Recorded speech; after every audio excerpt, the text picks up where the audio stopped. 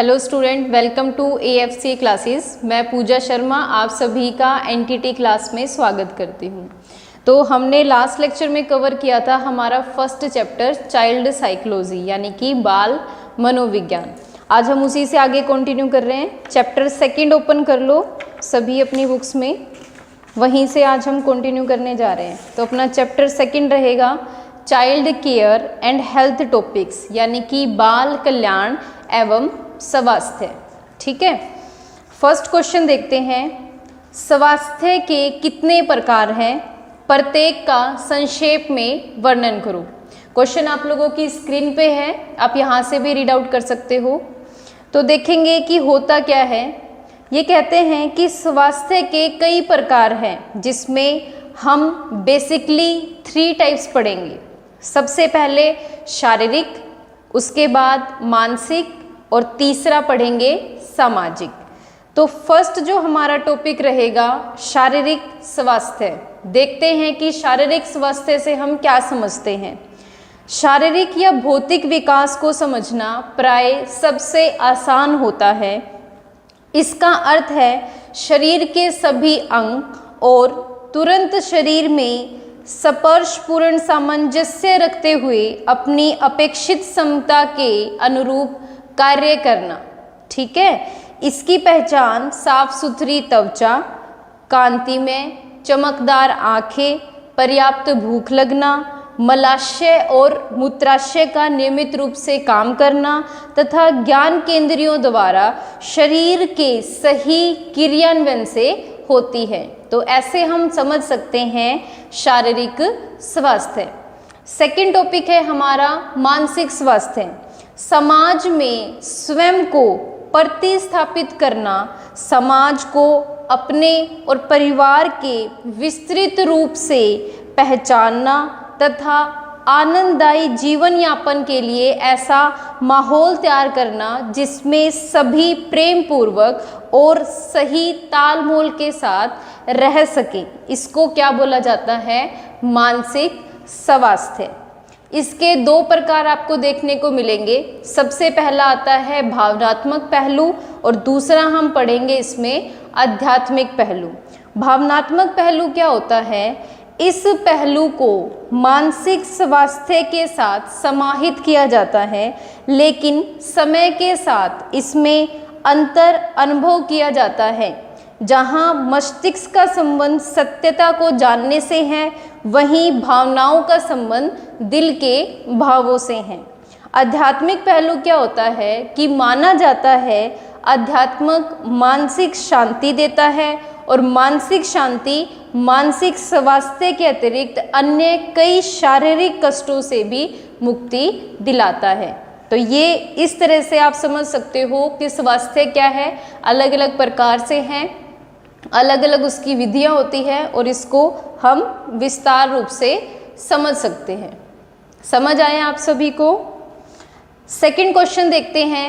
स्वास्थ्य शिक्षा की आवश्यकता एवं महत्व पर प्रकाश डालिए। क्वेश्चन आप स्क्रीन से भी रीड आउट कर सकते हैं। आंसर देखेंगे कि स्वास्थ्य शिक्षा की आवश्यकता क्यों पड़ी। सबसे पहला कारण आता है विद्यालय में स्वास्थ्य शिक्षण। विद्यालय में स्वास्थ्य शिक्षण का ज्ञान छात्रों को देना उतना ही आवश्यक है जितना कि अन्य विषयों का स्वास्थ्य रक्षा के अंतर्गत व्यायाम तथा खेल कूद के अतिरिक्त छात्रों के लिए स्वास्थ्य शिक्षा भी अत्यंत महत्वपूर्ण है। किसी भी राष्ट्र की उन्नति के लिए उस देश के नागरिक का स्वस्थ होना अनिवार्य माना जाता है। अगर एक देश का नागरिक, एक छात्र स्वस्थ होगा तो वो बेहतर फैसले ले पाएगा और अपने समाज को आगे बढ़ाने में या अपने देश की तरक्की के लिए उचित चीज़ें सोच पाएगा। दूसरा हमारा आता है विद्यालय में स्वास्थ्य शिक्षण की विधि कि विद्यालय में ऐसी कौन कौन सी विधियां अपनाई जानी चाहिए जिसके बेस पे एक बालक का स्वास्थ्य का विकास हो पाए। तो सबसे पहले आता है कि छात्रों को स्वास्थ्य शिक्षण देने का सबसे अच्छा और मनोवैज्ञानिक तरीका है। क्या तरीका है वो हम पढ़ेंगे। छात्रों में स्वास्थ्य संबंधी आदतों का विकास करना और उसे प्रोत्साहन देना। इनके लिए आवश्यक है कि छात्र विद्यालय और घर पर कुछ अच्छी स्वस्थ आदतें सीखें। यह तभी संभव हो सकता है जब छात्र के शिक्षक और अभिभावक एवं स्वयं छात्र भी स्वस्थ आदतें अपनाने में उत्कीर्ण रहता है। यदि बालक का वातावरण एवं विद्यालय भवन स्वस्थ होंगे, साफ सुथरे होंगे, तो बच्चे भी सफाई में रहना पसंद करेंगे।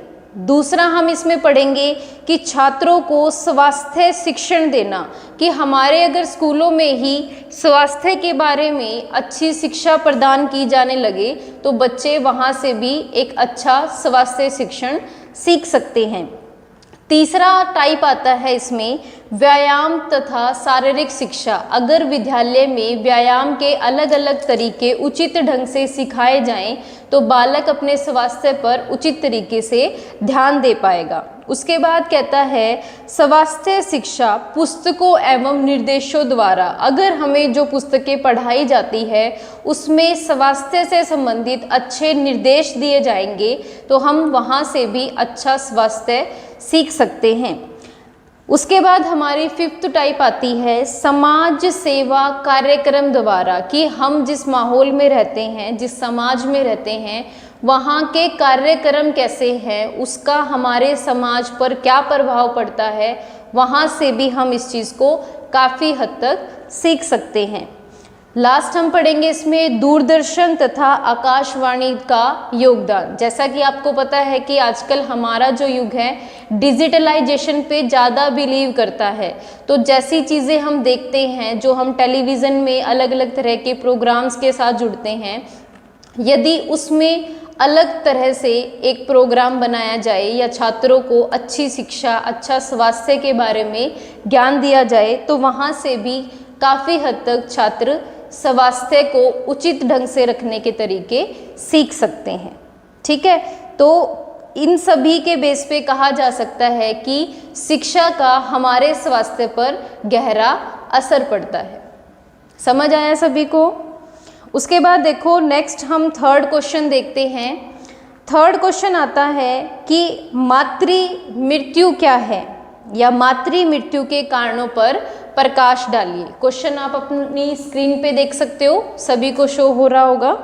तो देखते हैं कि मातृ मृत्यु मैटरनल मोर्टेलिटी क्या होती है। चिकित्सा विज्ञान के अनुसार यदि किसी स्त्री की गर्भावस्था के दौरान तथा बच्चों के जन्म के 6 सप्ताह के अंदर मृत्यु हो जाती है तो उसे क्या बोला जाता है? मातृ मृत्यु। इसका सीधा अर्थ है कि मृत्यु प्रजनन संबंधी कारण है। क्या क्या कारण हो सकते हैं? जैसे कि इसका आंकलन प्रति 1000 जीवित जन्म से किया जाता है। भारत में मातृ मृत्यु की दर लगभग 35 प्रति 1000 जीवित जन्म है, यानी कि 100 बच्चों के जन्म की प्रक्रिया में 3.5 औरतों की मृत्यु हो जाती है। तो इस तरह से जनगणना हुई जिसमें ये डाटा रिकॉर्ड किया गया। विश्व स्तर पर यह दर बहुत अधिक है तथा कुछ ही अविकसित देश ऐसे हैं जहां यह दर इससे कम है। ठीक है, एक बार कट कर दो।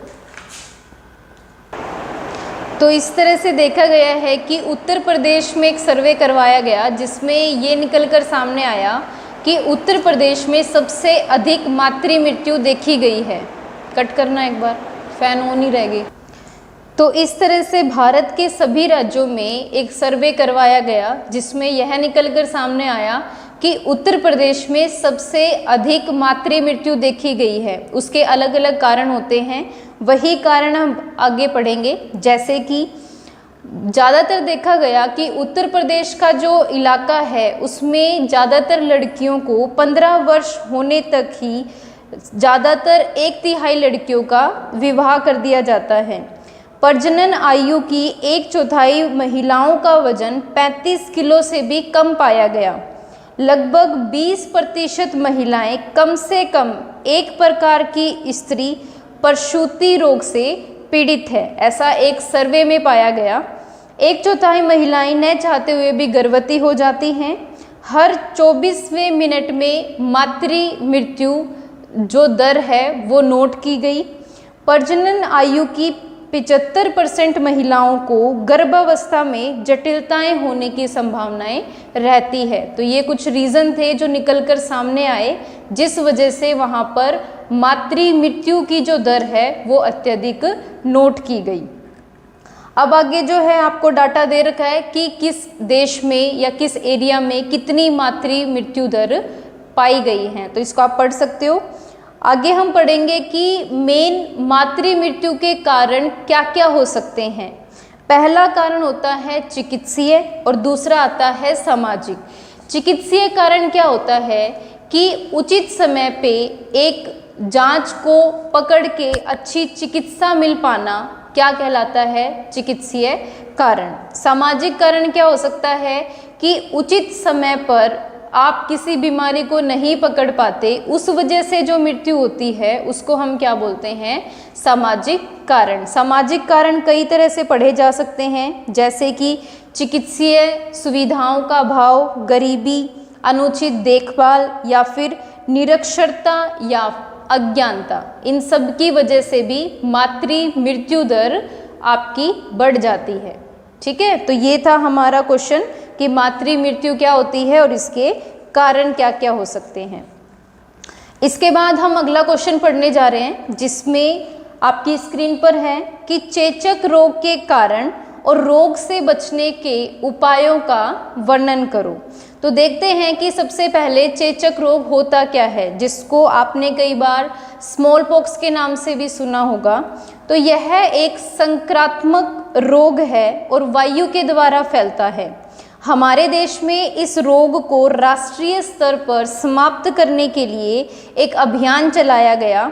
एक समय था जब चेचक महामारी घोषित किया गया था, इससे हजारों लोग प्रभावित हुए।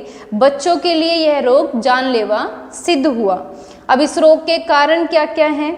यह रोग एक विषाणु के द्वारा फैलता है। सांस के साथ इस रोग के जीवाणु शरीर में प्रवेश करते हैं और गले, नाक, कान में प्रविष्ट होते हैं। रोग के विषाणु चमड़े पर भी देखे गए हैं। धीरे धीरे पूरे शरीर में फैल जाते हैं। शरीर को बुखार होने लगता है, शरीर में फफोले पड़ जाते हैं, इसमें मवाद पड़ जाती है। धीरे धीरे ये फोले क्या हैं, सूखने लगते हैं। फफोलों की पपड़ी सूखने लगती है और ये सड़ने लग जाते हैं। ये सब क्या है, इसके रोग के कारण हैं। अब इसके लक्षण क्या क्या हो सकते हैं कि पता कैसे चलेगा कि हम स्मॉल पॉक्स से संघर्षित हैं? इसमें क्या है, आपकी नाक बहने लगती है, रोगी के शरीर में पेन होने लगता है। 3 दिन के बाद शरीर पर दाने निकल आते हैं और ये दाने ज़्यादातर चेहरे पर भी हो जाते हैं और पूरे शरीर पर फैल जाते हैं। बुखार का अगर हम बात करें तो टेम्परेचर 103 से 104 डिग्री देखा गया है। अब इसका उपचार कैसे करेंगे? उपचार के लिए कहते हैं, यदि आपको पता लगता है कि घर में किसी को स्मॉल पॉक्स है यानी कि चेचक से संघर्षित है, तो घर में किसी व्यक्ति या बालक को उस व्यक्ति के संपर्क में आने से बचाना चाहिए। चेचक की कोई औषधि नहीं होती, इसलिए उसका जितना ज़्यादा हो सके घर पर रहकर इलाज किया जाना चाहिए। रोगी को हल्का भोजन दिया जाना चाहिए। उसके बर्तन और कपड़े साफ सुथरे रखें ताकि किसी और को फैमिली मेंबर में इस परेशानी से ना जूझना पड़े। रोगी के वस्त्रों का निसंक्रमण होना चाहिए। रोगी की व्यवस्था अलग कमरे में होनी चाहिए ताकि जब तक वो उचित तरीके से ठीक नहीं हो जाता, बाकी घर में किसी को भी उससे रिलेटेड कोई भी दिक्कत ना हो। अब उसके लिए उपाय बताए गए हैं, जैसे कि शिशु को पहले 3 महीने के भीतर ही टीका लगवा लेना चाहिए ताकि इन फ्यूचर उसको स्मॉल पॉक्स की बीमारी से ना जूझना पड़े। दूसरा टीका बच्चों की 3 वर्ष की आयु पूरी कर लेने के बाद लगवा लेना चाहिए। चेचक फैलने की दशा में इस टीके को प्रत्येक व्यक्ति को लगवा लेना चाहिए ताकि इन फ्यूचर आपको स्मॉल पॉक्स की बीमारी से ना जूझना पड़े। समझ आया आपको कि क्या कारण है, क्या लक्षण है और कैसे इसका उपाय किया जा सकता है। नेक्स्ट देखते हैं 5th क्वेश्चन। भोजन में किन किन पोषक तत्वों का होना आवश्यक है? प्रोटीन पर एक लेख लिखिए। क्वेश्चन आप लोगों की स्क्रीन पर है, आप यहाँ से भी पढ़ सकते हो। तो मनुष्य को अपने शरीर को स्वस्थ और सुचाल्यमान होने के लिए शक्ति और गर्मी की आवश्यकता होती है। यह शक्ति और गर्मी उसे अलग अलग तरह से खनिजों से, प्रोटीन से प्राप्त होती है, जिससे हमारे शरीर में ऊर्जा की उत्पत्ति होती है और हमें शक्ति प्रदान होती है। भोजन और भोजन के तत्वों के संबंध में अनेक खोजें की गई हैं।